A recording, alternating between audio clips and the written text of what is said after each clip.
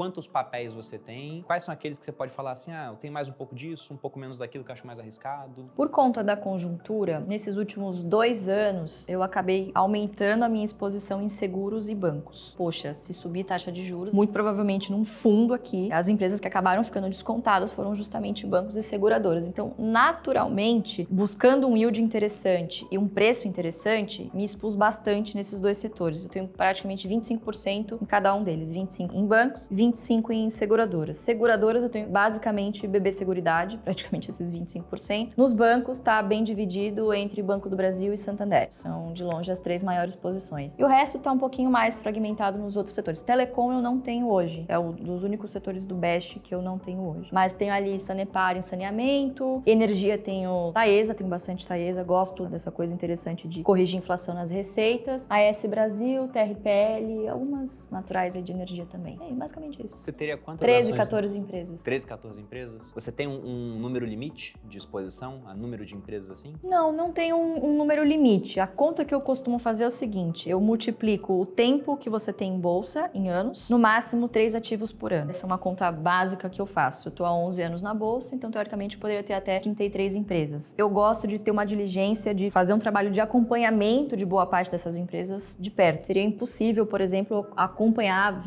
mais de 20 empresas, assim. Você acaba ficando desleixado em alguma coisa. Tento sempre concentrar ali em 15 no máximo, que eu gosto de ter. Assim, sabe? Não é nenhuma regra apurada. Ela faz bastante sentido. Há pouco tempo, o Gui Cadonhoto, que é o economista-chefe da Speech, ele fez um estudo, ele me mostrou, achei bem interessante. Ele comparou a performance da melhor ação da Bolsa nos últimos 3 anos, com uma carteira montada com as 10 melhores, com uma montada com as 20, uma montada com 30. Porque a gente não quer só retorno, a gente quer mais retorno para um menor nível de risco. Menos chacoalho, digamos assim, né? Menos volatilidade. E aí, nesse período que ele olhou, a melhor ação foi SLC Agrícola, que é uma empresa de commodities, muito volátil, só que as commodities subiram muito de preço, ela se deu muito bem. Então você tinha um retorno de 220%, eu acho, e com uma volatilidade que nem foi tão alta assim para uma empresa de commodity, mas era uma volatilidade de bolsa, de uns 30%. Aí com as 10 melhores ações, não eram 10 aleatórias, eram as 10 melhores. O retorno, ele caiu um pouquinho, e a volatilidade também caiu um pouco. Com as 30, o retorno já caía bruscamente, e a volatilidade quase não caía. Então ele mostrou ali, né, que, olha, você vai ter um melhor nível de retorno ajustado ao risco se no mercado nacional você tiver mais ou menos entre 10 e 15 ações. Muito mais do que isso, você diminui o retorno, caminha para ser um ETF de bolsa, sendo que a volatilidade não cai porque é bolsa, né? É mercado. Isso de 10 a 15 ações é mais ou menos o que eu trago para mim aqui no mercado nacional também. Eu também tinha essa mesma coisa, no feeling. Botava o dedo no vento assim e falava, são 15. Ai, com muita ação. Cara, tem uma hora poder que olhar, né? começa a ficar desesperador. Você viu o que aconteceu com a Caixa Seguridade? Pô, não vi, como assim? Eu tenho carteira, eu não vi o que tá... Aí já começa a me dar um desespero muito grande e eu acabo concentrando. Pô, mas 15 ações não é muito concentrado? Você que só tem em bolsa, né? É o caminho natural você ir pra concentração, porque quanto melhor você fica nesse negócio, melhor você fica em identificar bons e maus negócios. Existe um risco, mas esse risco ele vai ficando cada vez menor conforme o seu conhecimento cresce, né? E de novo, conforme a sua experiência evolui também. Então você começa a ficar, de repente, um pouquinho mais calejado, vamos dizer assim, né? Isso foi baseado muito no feeling mesmo e o fato de que quanto mais você concentra, quer dizer, menos empresas e mais ações dessas mesmas empresas, maior vai ser a sua bola de neve, porque o dividendo é pago em função da quantidade de ações que você tem, não do valor financeiro que você tem por ação. Quanto mais barato, mais ações, mais dividendos no futuro. Bom,